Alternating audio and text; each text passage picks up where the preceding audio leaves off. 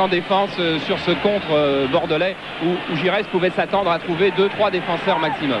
Specht qui repique vers l'intérieur, qui va tenter de frapper, non, qui donne une balle superbe à Lacombe et qui marque. But de Bernard Lacombe, premier but de Bernard Lacombe en direct sur Canal+, à la 10e minute de jeu, superbe action.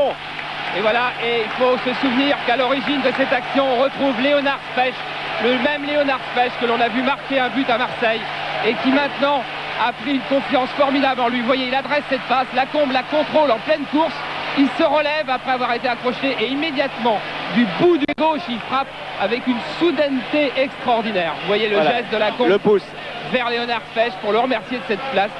Cette passe, on revoit encore, il va se relever, regardez, bout du pied gauche, voilà, immédiatement bout du pied gauche. Voilà le troisième ralenti donc qui nous fait apprécier ce premier but en...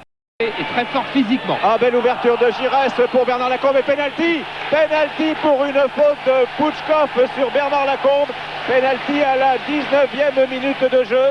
Alors on va revoir cette action. Pour obstruction. Oui, il y a faute sur Lacombe, mais si c'est une obstruction et si c'est seulement une obstruction, la sanction est peut-être un peu délicate de la part de M. Kaiser, car il aurait sans doute pu siffler coup franc indirect.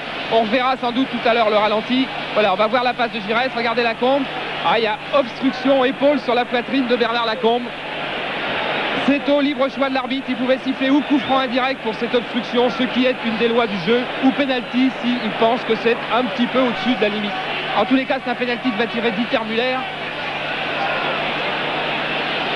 Alors que là, silence, ouais. Non, mais là, les joueurs soviétiques demandent à ce que le ballon soit replacé exactement sur le rond et qu'il ne dépasse pas du rond.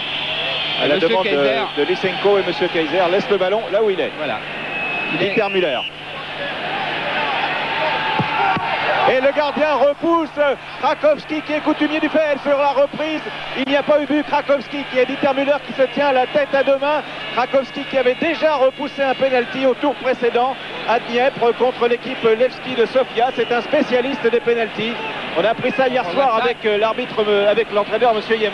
Zone de jeu, ce qu'il avait fort bien fait. Alors que feriez-vous si vous étiez à la place d'Aimé Jacquet, voir que Dieter Müller, qui est un très bon joueur, qui est deuxième buteur du club, est-ce qu'on le sortirait maintenant? Est-ce qu'on le laisse encore? Eh bien, Aimé Jacquet a décidé de laisser Dieter Müller sur le terrain. On n'est qu'en première mi-temps, on ne sait pas encore ce qui peut arriver. Oleg Taran qui lance là, il n'y a pas hors-jeu, attention. Oh oui, attention au but de Luiti, non. Oui, égalisation de Luiti. Oh là là, ils ont cru hors-jeu, Luiti qui est parti dans le dos de la défense et qui égalise à la 30, à la 41e minute. Égalisation de Luiti. Et voilà des gestes de colère du côté des Girondins. Vous avez vu Bernard Lacombe avec son maillot. Vous n'avez pas vu René Girard venir hurler aux oreilles. Regardez, ça part dans le dos. Ça part dans le dos de Specht et Gernot Rohr qui réclame le hors-jeu au lieu de serrer son marquage. Dominique Dropsy sort à la rencontre de l'attaquant soviétique qui a réussi à croiser son tir auparavant et Gernot Rohr arrive trop tard. Et c'est là un tournant important et capital peut-être dans le match. On revoit encore l'attaquant soviétique qui a croisé devant Rohr. Dominique Dropsy qui va chercher à se coucher avant que le soviétique croise parfaitement et redresse parfaitement la course du ballon. Girard dans la surface pour Dieter Müller, tête de Müller, dégage.